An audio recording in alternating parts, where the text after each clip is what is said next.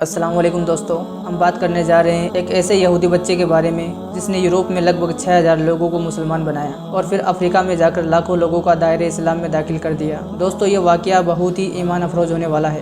دراصل یہ فرانس میں رہنے والے ایک یہودی لڑکے کی سچی کہانی ہے۔ فرانس میں ایک بوڑھے آدمی کی دکان تھی۔ اس بوڑھے شخص کا تعلق ترکی سے تھا۔ اس کا نام تھا شیخ ابراہیم۔ اس کی گروسری یعنی کھانے پینے کی چیزیں کی دکان تھی۔ اکثر لوگ وہاں خریداری کے لیے آیا جایا کرتے تھے۔ جس بلڈنگ میں یہ دکان تھی اس بلڈنگ میں ایک یہودی فیملی بھی رہتی تھی اور اس فیملی میں ایک 10 سالہ یہودی لڑکا بھی رہتا تھا جس کا نام جیک تھا۔ وہ اکثر اس دکان سے کھانے پینے کی چیزیں خریدنے کے لیے جایا کرتا تھا۔ وہ جب بھی اس بوڑھے مسلمان کی دکان پر خریداری کے لیے جاتا چپکے سے چاکلیٹ چوری کر لیتا اور اسے سامان میں چھپا لیتا، حالانکہ اس بوڑھے مسلمان کو سب معلوم تھا۔ ایک بار اس لڑکے نے دکان سے سامان خریدا لیکن اس نے چاکلیٹ چوری نہیں کی۔ جب وہ دکان سے جانے لگا تو مسلمان دکاندار نے اس سے کہا کہ تم ہمیشہ چاکلیٹ چوری کرتے ہو، آج لگتا ہے چاکلیٹ چوری کرنا بھول گئے ہو۔ یہ سن کر لڑکے کو بہت شرمندگی ہوئی۔ وہ لڑکا تھوڑا ڈر گیا اور پوچھنے لگا کہ آپ یہ سب جانتے تھے؟ مسلمان دکاندار نے کہا ہاں میں جانتا تھا۔ لڑکے نے پوچھا اب آپ میرے ساتھ کیا کریں گے؟ آپ پولیس کو بتائیں گے یا اس کے بارے میں میرے ماں باپ کو بتائیں گے؟ مسلمان دکاندار نے کہا میں ایسا کچھ نہیں کروں گا لیکن میری ایک شرط ہے۔ لڑکے نے پوچھا وہ کیا ہے؟ مسلمان دکاندار نے کہا کہ آج کے بعد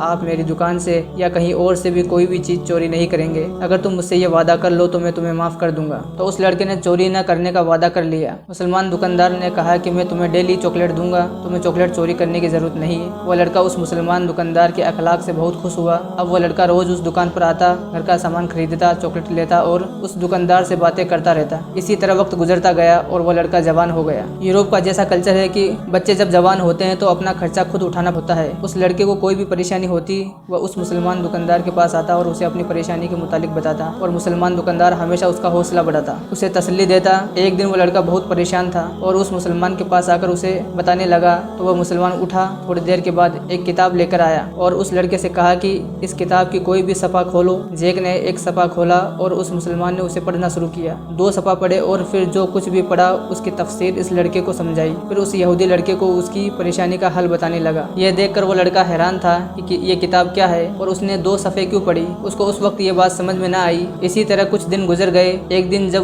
جیک دکان پر آیا لیکن وہ بوڑھا مسلمان دکان پر نہ تھا، جیک نے پوچھا تو معلوم ہوا کہ مسلمان بیمار ہو گیا تھا اور اب وہ مر چکا ہے۔ یہ سن کر اس مسلمان کے گھر گیا، اس کے بیٹوں کی تعزیت کی اور اس کے لیے دعا کی۔ جب بوڑھے مسلمان کے بیٹوں نے کہا کہ ہمارے ابو نے یہ کتاب دی ہے اور کہا کہ اس کتاب کو جیک کو دے دینا، یہ میری طرف سے اس کے لیے تحفہ ہے، اور وہ کتاب قرآن مجید تھی۔ جیک قرآن کو لے کر گھر آیا اور اسے الماری میں رکھ دیا۔ اب جب بھی پریشانی ہوتی اس بوڑھے مسلمان کی یاد آتی تھی اور اسے وہ واقعہ بھی یاد آتا کہ کیسے اس نے قرآن مجید کو کھول کر پڑھا اور پھر پریشانی کا حل بتایا۔ اس نے قرآن کو کھول کر دیکھا لیکن وہ عربی میں تھا اور دیکھا عربی نہیں آتی۔ اس نے سوچا اسے کسی مسلمان کے پاس جا کر اسے پڑھنا چاہیے۔ وہ کسی مسلمان کی تلاش کرنے لگا۔ آخر وہ انڈونیشیا کے ایک مسلمان سے ملا جس کو عربی اور فرینچ آتی تھی۔ اس نے کہا کہ یہ 2 صفحے پڑھنا چاہتا ہوں، تم کوئی سی بھی 2 صفحے پڑھو اور اس کا مطلب مجھے سمجھا دو۔ اس مسلمان نے قرآن مجید کی 2 صفحے پڑھی اور اس کا ترجمہ اسے بتایا۔ جیسے ہی جیک نے ترجمہ سنا وہ رونے لگا کیونکہ اسے اپنے پریشانی کا حل مل چکا تھا کہ کیسی کتاب ہے کہ 2 صفحے پڑھنے سے آپ کو پریشانی کا حل مل جاتا ہے۔ جیک نے اس مسلمان سے پوچھا کہ یہ کتاب کس نے لکھی ہے؟ اس مسلمان نے جواب دیا یہ اللہ کی کتاب ہے، اسے کسی انسان نے نہیں لکھا۔ پروفٹ محمد صلی اللہ علیہ وسلم نے فرمایا ہے کہ یہ تمام مسلمانوں اور انسانوں کے لیے رہنمائی والی کتاب ہے، اس کی تمام پریشانیوں کا حل کتاب میں موجود ہے۔ جیک نے پوچھا وہ کیسے مسلمان بن سکتا ہے؟ اس مسلمان نے اسے بتایا کہ دل سے اس بات کی گواہی دو کہ کوئی خدا عبادت کے لائق نہیں اور محمد صلی اللہ علیہ وسلم اللہ کے رسول ہے، وہ مسلمان بن جائے گا۔ اس نے اسی وقت کلمہ پڑھا اور مسلمان ہو گیا۔ جب اسلام قبول کیا تب اس کی عمر تقریباً 20 سال تھی۔ اس نے عربی سیکھنا شروع کیا اور اسلامی تعلیم حاصل کرنا شروع کر دیا۔ پھر وہ اسلام کا ایک داعی بن گیا۔